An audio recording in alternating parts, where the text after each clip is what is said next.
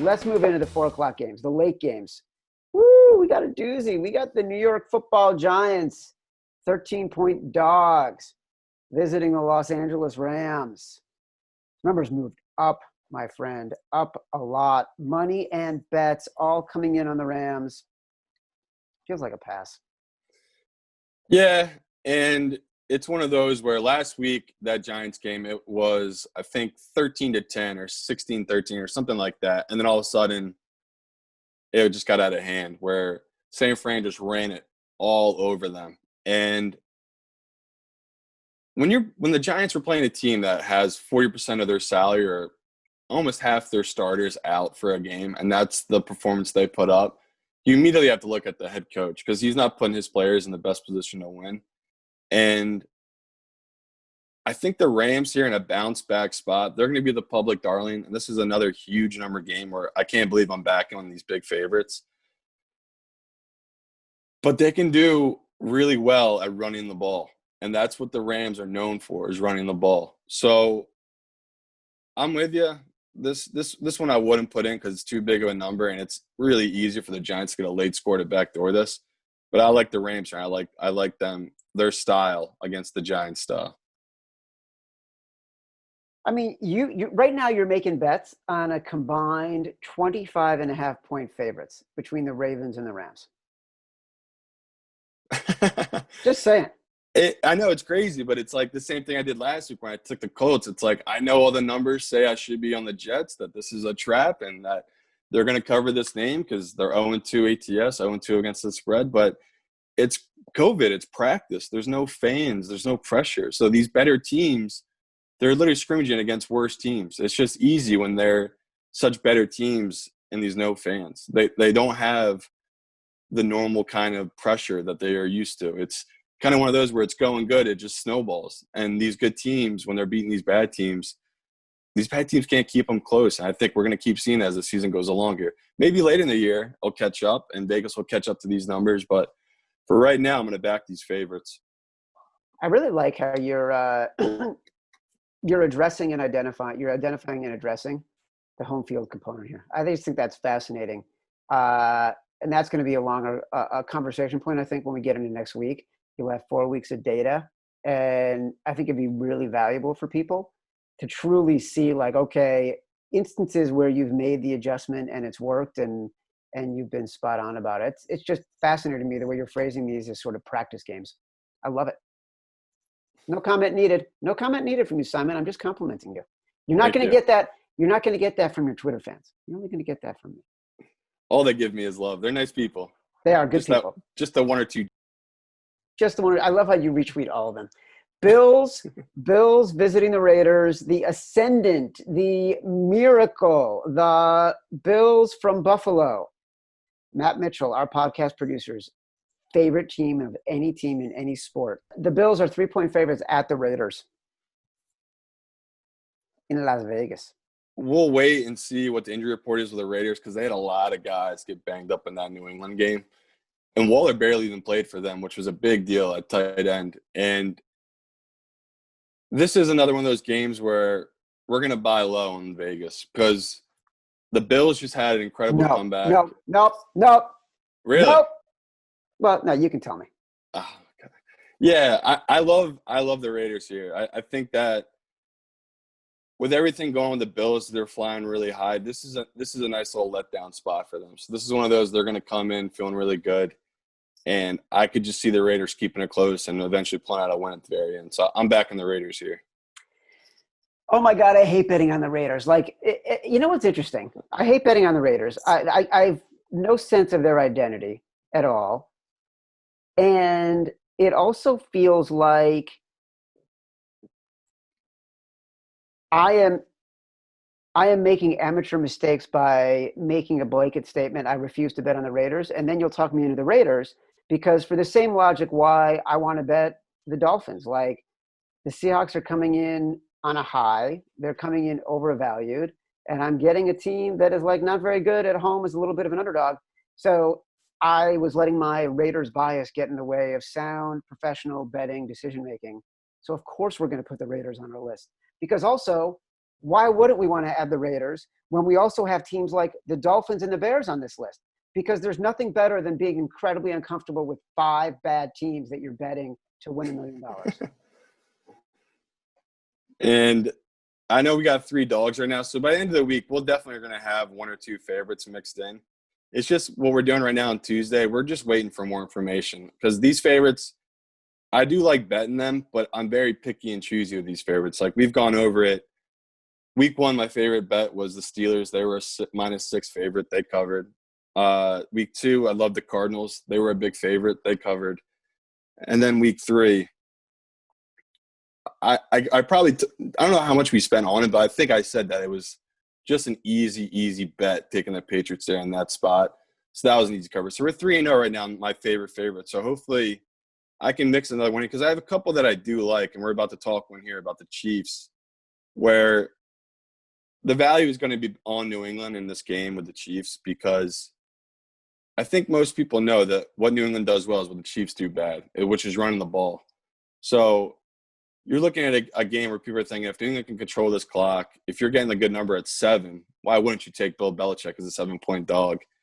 And it's just making me a little nervous when I saw it last week with Cam is that if he's not on target with these weapons, that offense can really struggle. They needed a bunch of turnovers from the Raiders to kind of get them back into that game. So if we're looking for a favorite that's really chalky, I do like the Chiefs this week against the Patriots, but I hate going against Bill Belichick. I hate going against Bill Belichick, but there is the Cam Newton factor. I agree with you 100%. Even on Sunday, like I was a little, even though I knew like that was the right call, I'm nervous betting the guy. I have no confidence when he goes back to throw. None.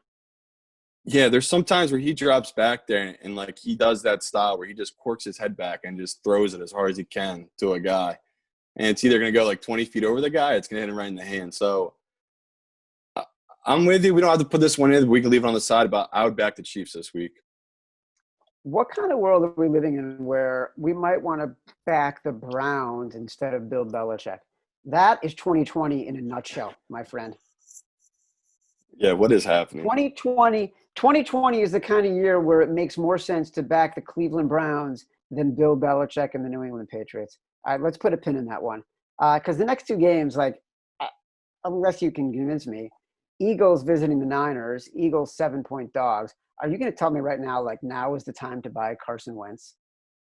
It's impossible to say. It's just like, I mean, as a fan, I'm truly embarrassed. Like the fact that Carson Wentz has 6 interceptions through 3 games, everything is just falling apart. Doug Peterson is coaching like a coward. He was trying to play for a safe field goal at the end of the game. Ended up having to settle for a punt. So great opportunity to buy low in the Eagles. They're 0-2-1, half game out of first place in the NFC East. Thank you. And San Fran, they're so well coached, and they've played 2 really bad teams back to back. So it's hard to gauge what they really are without all these players because they just beat up the Jets and beat up the Giants, which people argue are the 2 worst teams in football. So I'd be good taking the Eagles in a primetime game here, catching 7 in a must-win game for them against a team that's still trying to recover from all these injuries. And I know all these San Fran fans are going to come at me again saying I hate their team. I love San Fran. I love their team. I just think these injuries, they can't just keep winning when all these players are missing. You've done it again, Simon Hunter. You've nearly convinced me that a team that played for the tie because the coach was too afraid to have his quarterback make a play is the team that you might want to back against the team that represented the NFC in the Super Bowl last year. Betting is the worst.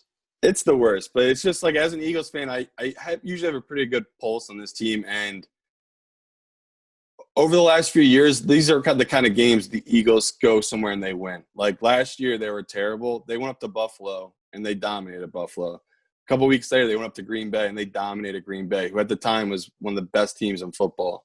So I'm going to trust the number and say that this should be 4.5, and we're getting a good value here, 6.5, 7. So I do like the Eagles in the spot, prime time. All right, can we agree we hate the Packers and the Falcons?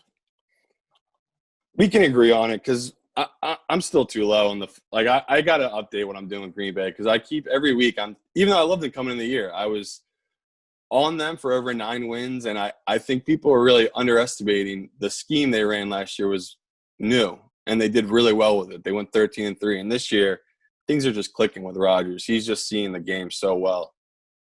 But this is do or die for the Falcons, and it's another one of those where I hate going against these really desperate teams versus teams that are feeling good about themselves. They're having big wins. Like Green Bay winning that game in primetime in New Orleans, they had to have been the best flight home. They're feeling good this whole week. The Falcons are horrible. That's the only reason we're not going to put them in is because I'm with you. Quinn's got to get fired. I don't want to be back in this team, so we're not putting the Falcons in. So I got to say, like, that's exactly it. Like, the Falcons are the exact team we should be betting right now, but they are just not a team you can ever back. They have just proven to be unbackable. So we gotta walk away from that. And so what we got to decide on right now, the teams we've listed are the Browns, who are a 4.5 point underdog at Dallas. The Bears plus 2.5 at home. That's a no-brainer. We're doing that. Bears plus 2.5 at home against the Colts. Cards minus 3.5 on the road against Detroit. Love that. Dolphins plus 6.5. Dolphins plus 6.5. Freaking love that bet. With Seattle coming across the country. Yes, please, as long as they have their full complement of players. You got to check on the injury report. Again, we will update all this. Check it out in the Action Network app, the free Action Network app. That's where you can follow Simon's picks. That's where you can see what we do. We are laying the groundwork, establishing our menu. Sunday morning, we choose. We put it in the app. We'll tweet it out. Raiders plus 3. Yeah. Eagles plus 7.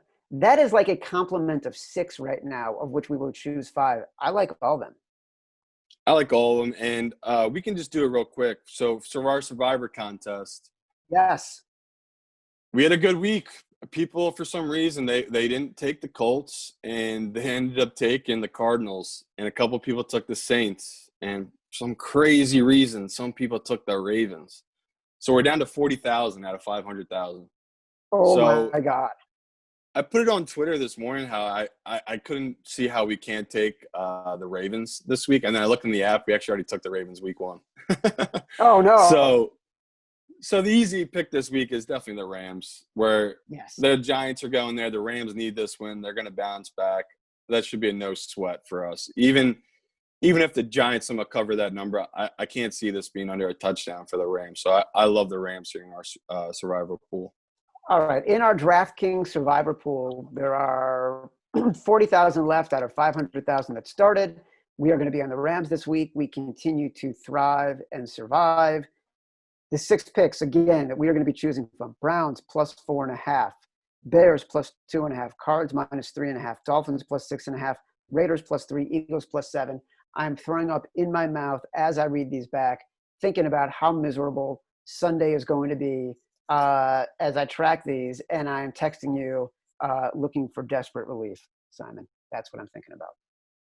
Can't wait. It's the best part of my Sunday is getting ripped on by you and a couple other people on there. Just like, are we going to do this? And I'm just like, I hope, man. I wish I knew the future, but no, I like this week. A couple people have asked why we haven't used bye weeks yet. In a normal thing, if we were doing a podcast like we talked about, we would have used one of these bye weeks by now, just because it's early in the year and we're building data. We're both guys who use numbers. We're not just stomach bettors, like betting with our guts. So I wouldn't be against using it this week, but I kind of do want to start saving them now, especially with all this stuff going with COVID. It's like maybe in the next couple of weeks, if things actually do kind of get games getting sat here and there, we're not getting as much value because there's less games on the board. We can pick and choose, but for right now, we're not going to use the bye week this week.